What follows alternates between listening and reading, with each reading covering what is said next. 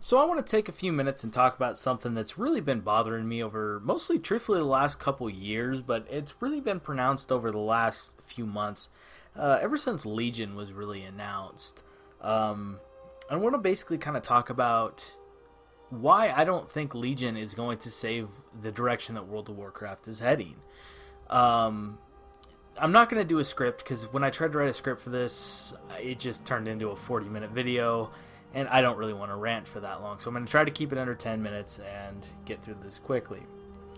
There's a lot of different reasons out there, and I've done my due diligence. I mean, I understand that everybody has different reasons. Nobody's are going to be the same. So a lot of this is based off of what I feel, but I've also talked to other YouTube creators. I've talked to friends who currently still play the game. I've talked to friends who've quit the game in the past. You know, all different aspects of players. And this is basically what I've come up with some of the reasons. One of the biggest ones that I've heard is the game's 11 years old. I mean, yeah, there's some truth in that. The game is pretty damn old, but I don't really think that that's one of the major contributors to why people have quit the game. You know, when you look at a game like Call of Duty, not much has really changed in any of the Call of Duty games. I mean, if you go back to Modern Warfare, even through the newer Black Ops games, you get some new abilities, you get a little bit better graphics, new maps, and new guns, which honestly, if you really think about it, could all be done off of the same game essentially. You know, all you're really doing is updating some skins and stuff like that. So I don't really think that the game being 10 years old is really a valid reason. I'm sure that does impact some people's enjoyment of the game, but you could still play other games at the same time. So I don't think the age of the game is necessarily so much a problem. Well, they've catered to the casuals and the content is too easy. No, bullshit. I call bullcrap on that for the simple reason of, if you compare something like Imperator Margok in Heimal, compare that to something like Baron Geddon. Imperator has like freaking 4 phases and 10 different abilities that he does. Baron Geddon, the only way you would really die on him is if somebody wasn't paying attention standing next to you and completely got you killed. I don't think that the game has necessarily gotten easier. I think that that's kind of a washed out answer that everybody gives. Now, I do think on some levels that's true. I'll talk about that a little bit more later, but I don't think that's one of the main reasons for the game is that the mechanics are any easier than they used to be. I don't think that's why people are leaving the game. The time commitment was another big one that I heard. Oh, the player base has grown up and they don't have time to play anymore. You know, I think that's pretty ridiculous also. Simply because some of the best people that I really enjoyed playing with in vanilla were the soccer mom and the 9-to-5 dad. You know, the guys that would come home from work and log on and play and, you know, come raid with us and stuff. These were really cool people that they had grown up adult responsibilities back then too. I realize economically, socially, a lot of stuff has changed over the last 11 years, but I don't really find it being such a valid reason that people are just busy. If you enjoy something, you'll play it. You'll put the effort into it. I think that that's a pretty crappy response to why people are quitting. The game mechanics are boring and stale, and nobody enjoys them anymore. I don't buy into that one either. I mean, on some levels, I get it, and I'm sure that does impact some people's enjoyment of the game and some people's desire to keep playing, but I don't really buy into that, because when you look at almost every other game, use Elder Scrolls Online as an example. If you're an Elder Scrolls fan, I'm not really bashing you, but to me, despite the numerous other problems, which I'm not even going to get into with that game, they tried a really different approach to the combat system, and it was horrible. It was absolutely horrible. Many other games have tried that as well, and it's equally gone just as bad. So I don't really think that that's a valid reason, is that the combat is stale and boring. The storyline is boring is another big one I heard, and you know, I'm sure on some level that does impact people's enjoyment of the game. I mean, if you really think about it, we killed Illidan, we killed Arthas. This storyline has been based off of Warcraft 3 really heavily. So, you know, all those characters that we grew up loving, and oh my gosh, you know, Illidan, he's a badass, and Arthas is, holy cow, he's the Lich King now.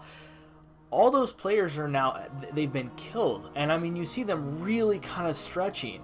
to try to come up with a new storyline. But as far as the impact of the storyline and what it really, you know, tailors to, I mean, the story is so much more immersive than it ever used to be. I mean, half the quests in vanilla were, hey, go over here and hand in this quest to this guy. Cool, well, here's a white cape. Hey, thanks, you know, and nobody gave a crap after that. It was like, okay, you know, and half of them sent you out to Westfall to hand in a quest to get 38 copper. It's like, well, what was the point of that? I mean, it doesn't feel very epic. It has gotten a lot better since then, but I do get why some people would feel disappointed with the story mode and the way that it's headed. Now that a lot of the main characters are dead, I get it. I really do get it. So basically, I came up with 3 reasons that not a lot of people are talking about that I want to talk about in this video. Those 3 reasons are apathy, lack of community, and accessibility. In other words, trying to reach too many players. Before I dive into those, I realize some people may have started in Cataclysm or later, so I want to really quickly kind of dive into the past a little bit and talk about what it was that made Vanilla and Burning Crusade and on some levels Wrath really stand out and kind of where I think that they really went wrong. When WoW hit shelves in 2004, it really hit at a perfect time because broadband internet was just becoming mainstream for most people. Accessibility to broadband, rather, was becoming mainstream. I knew some people in the early 2000s that had it, but by 2004, a lot more people had it. That provided a much better gaming experience than, say, trying to play EverQuest on dial-up, you know, with a half second or a full second of lag was terrible. It also was one of the first MMOs which was really innovative because it didn't punish you. It didn't outright punish you for dying. Most MMOs up to that point would punish you by either taking an item, really just royally screwing you over if you weren't ultra hardcore. WoW didn't take that approach. Yeah, sure, you got durability loss, but it was way more user-friendly to a newer, more casual player. Epics also meant something in vanilla WoW. I mean, it was very, very hard. Getting your full tier 1 was a massive, massive accomplishment. If you didn't get full tier 1 or Grand Marshal, you don't really fully understand the joy of it. I mean, some people might, you know, just getting some epics was a huge achievement for them, but the people that I knew that had Grand Marshal, it was kind of a status symbol. It was, you know, holy crap, these guys seriously put in some work. That's something that we've really lost, but I'll touch on that a bit later. Overall, the game was very, very rewarding if you had the time commitment. That was the first con of the game. Clearing Molten Core was no small achievement, and for an average guild, even a pretty good guild, it typically would take between 4 and 6 hours. A slower guild may take 2 days or 3 days sometimes to fully clear it. Getting 40 people together was insanely hard. That was the biggest quote-unquote boss of WoW, was just getting 40 people that actually could stand each other together to raid. It was very challenging.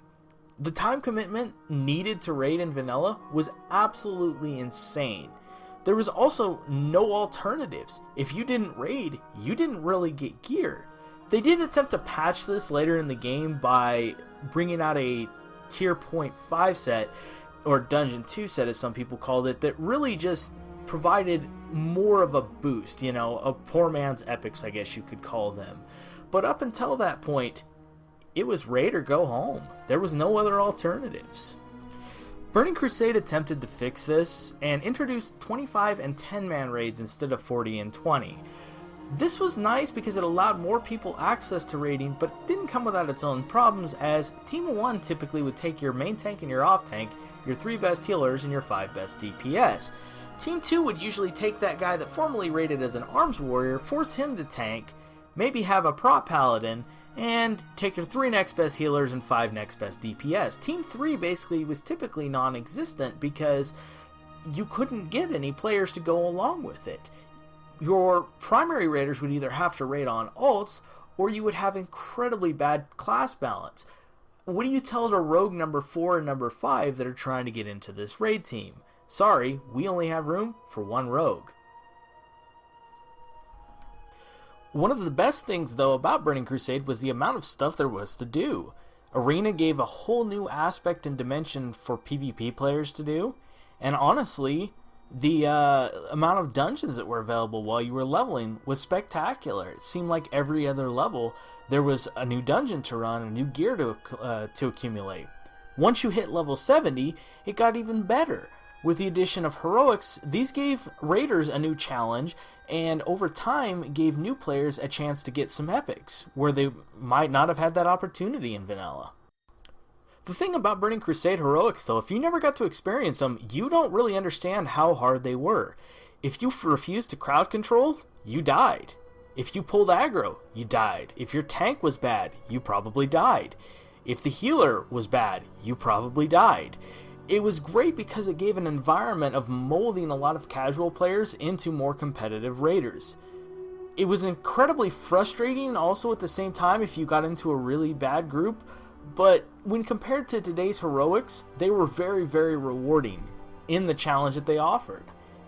If you don't believe me just how much stuff there was to do in the game, just take a look at this chart. Holy cow, there was so much shit to do. You had attunements and keys to farm, and you had reps to grind, you had heroics to run, and badges to collect. There was just a plethora of stuff to do, which really allowed you to do what the game is designed to do. Love your main. Unfortunately, not everybody saw it that way, and around the time that Wrath launched, something really weird happened for the first time in WoW's history. It actually stopped growing. Now, that doesn't mean that new players weren't joining the game. I did meet some new players in Wrath, but for the first time, WoW was actually losing more players than it was gaining. Again, this can, be summed up under various reasons. Some people just got bored. The game was getting pretty old at that point. There was a lot of new stuff coming out, new games, new game consoles. There was a lot of stuff to do around that time that just really gave people more options of things to play. More online games were being released for the consoles, more competitive games were being released. There was a lot of different stuff to do, but in reality, it was still really weird that Blizzard started losing players. So why? The storyline was pretty good. Arthas is arguably one of the most popular characters in the game, so why was everybody suddenly just disinterested in this game? Well, towards the end of Burning Crusade, a couple of things happened. The community began to get really vocal about some type of a catch-up mechanic. If I pay $15 a month, the same as all these hardcore raiders, why don't I get to see the same content that they do? A lot of the smaller guilds that didn't want to join the larger guilds, and there's nothing wrong with that, but you have to realize up until that point, you had to make a couple choices. You could either go and join a larger guild and see more content, or you could stay in your small little cozy guild, but there probably wasn't going to be as much for you to do. Blizzard decided, no, this is no longer okay. We must reach out and give everything these players want to keep them happy. This is where I was saying Blizzard overreached. From a business standpoint, I totally get it. You want to attract as many players as possible to your game. It's common logistics. It's making money. Totally understand that. But there's a reason that they don't make Neapolitan cake. If you like chocolate and I like strawberry and your brother likes vanilla, there's absolutely nothing wrong with that. But if we can't compromise and we mix those together in one big bowl and make a Neapolitan cake, it is going to taste like absolute garbage. So for the first time in the game's history, the casual players were allowed to run the same content as the raiders. You didn't have to be a part of a large guild anymore. With a 10-man and 25-man option for Naxxramas, at least the loot was still different, so if you had the intention of running 10-man or 25-man, it didn't matter. You could do whatever made you happy. But this became a problem also. Personally, from my experience, my guild was all the way through with Malagos. We had cleared all the content in the game. Now, that's not so much of a deal, but we did it within the first 3 weeks of the game launch. We then had to sit and wait with nothing to do while casual players said, you know what, we're 6 bosses in this week. We're 7 bosses in the next week. No one wanted to leave their guilds. Everybody wanted to stay in their small little happy social guilds. And again, there's not anything wrong with that. But from a larger guild perspective, we couldn't recruit. Because every other guild thought that they were an awesome rockstar raider guild too. This became a huge problem as we started losing players. You lose a player here, a player there. and there's no one to replace those numbers. Guilds began to full insanely. Players that we'd played with for years suddenly started going, you know what, this is kind of boring. There's nothing really to do. I've done everything in the game. I guess I'll go try something else. We started losing these players, and we never replaced them. As Blizzard homogenized more and more classes in an attempt to squeeze more and more into the 10-man content to allow more people to play the game, it unfortunately had a really undoing effect. Players suddenly weren't as driven to be a part of a larger guild, part of a better guild anymore. They simply just kind of bided their time and waited. Gone were a lot of the class uniqueness as raid buffs went full raid wide. This was a nice convenience, but convenience isn't always the best thing. Unfortunately, what the player base wants and what the player base needs are too often two different things, and unfortunately, Blizzard never learned this lesson. This trend of cutting looks like it's going to continue, just like it did through Cataclysm, Pandaria, and even Warlords of Draenor. We've literally chased away from the community from the game, we've chased away the challenge from the game, and don't get me wrong, I'm not saying that Mythic isn't hard, it's just not very rewarding. It may be rewarding on a personal level, but that's not what MMOs are about. An MMO always has been being better than better. Think about it. If you and I work at the same place, and you get to work 24 hours a week, and I work 40 hours a week, at the end of the week our paychecks are almost identical, even though I make a little bit more, but only by a couple bucks. That job's not really